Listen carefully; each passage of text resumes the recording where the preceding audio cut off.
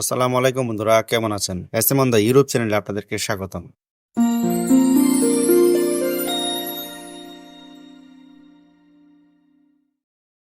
আজকে আমি আপনাদের জন্য একটি সুখবর নিয়ে আসলাম। যেসব ভাইরা ইতালিতে আসার জন্য 2022, 23 অথবা 24-এ আপনাদের পাসপোর্ট জমা দিয়েছেন এগ্রিকালচার, স্পন্সর অথবা ডোমেস্টিক ভিসার জন্য, সেসব ভাইদের জন্য একটি সুখবর। এছাড়াও যেসব ভাইরা আপনারা আপনাদের পাসপোর্ট এবং নুলাস্তা এম্বাসিতে জমা দিয়ে এখনো কোনো খবর আসছেন না, তাদের জন্য এটি একটি ভালো খবর বললেও চলে। চলুন মূল অংশে যাওয়া যাক। আজকে আমি সেপ্টেম্বর মাসের শেষ দিন মানে 30 তারিখে আপনাদেরকে কথাগুলো বলছি। বাংলাদেশে অবস্থানরত আমার বিভিন্ন বন্ধুদের মাধ্যমেও খবর পেলাম যে ইতালি এম্বাসি তারা তাদের অফিস থেকে নুলাস্তা চেক করে ভিসা সহ পাসপোর্ট দিচ্ছেন এবং অনেকেই নুলাস্তা জমা দেওয়ার জন্য অ্যাপয়েন্টমেন্ট ডেট পেয়েছেন। এর মধ্যে সবচেয়ে বেশি যে ভিসাগুলো বের হলো সেগুলো হচ্ছে 2023 সালের শেষের দিকে যে নুলাস্তাগুলো জমা দেওয়া হয়েছে এইগুলোর ভিসা সহ পাসপোর্ট ইতালি এম্বাসি দিচ্ছে।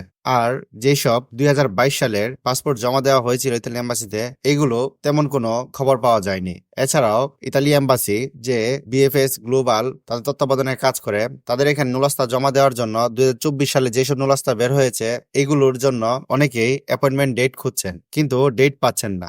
আমরা অনেকেই জানতাম যে হয়তোবা অক্টোবর মাস থেকে ডেট দিবে, কারণ ইতালি এম্বাসি থেকে বিএফএস গ্লোবাল তারা বলেছেন যে অক্টোবর থেকে তারা অ্যাপয়েন্টমেন্ট ডেট দেওয়া শুরু করবে। কিন্তু অক্টোবর মাস আসতে না আসতেই আমরা দেখলাম যে আজকে প্রায় 100 জনের মতো ইমেলের মাধ্যমে যে 24 সালের নুলাস্তা জমা দেওয়ার জন্য অ্যাপয়েন্টমেন্ট ডেট নিয়েছেন।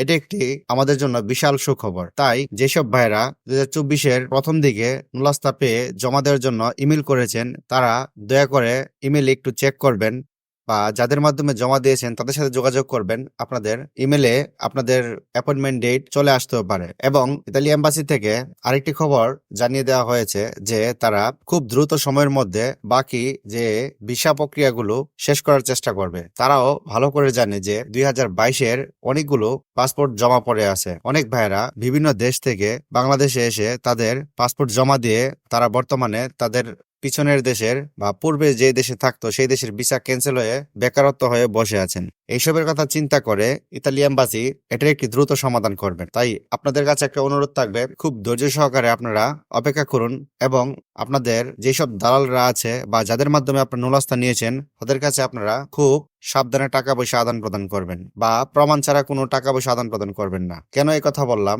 এই জন্য যখন আপনাদের নুলাস্তা জমা দিবেন, জমা দেওয়ার পরে আপনারা বর্তমানে জানেন না যে এটি অরিজিনাল না ডুপ্লিকেট। যদি আপনাদের এটা অরিজিনাল না হয় ডুপ্লিকেট লিখে দিবে। লিখে দেওয়ার পর আপনারা যেন আপনাদের দালালদের কাছ থেকে টাকা পয়সা খুব সহজে উদ্ধার করতে পারেন, এই জন্য আপনারা আপনাদের টাকা পয়সা দেওয়ার ক্ষেত্রে সর্বোচ্চ প্রমাণাদি গ্রহণ করার চেষ্টা করবেন। তাই সবাই ভালো থাকবেন, সুস্থ থাকবেন। আসসালামু আলাইকুম।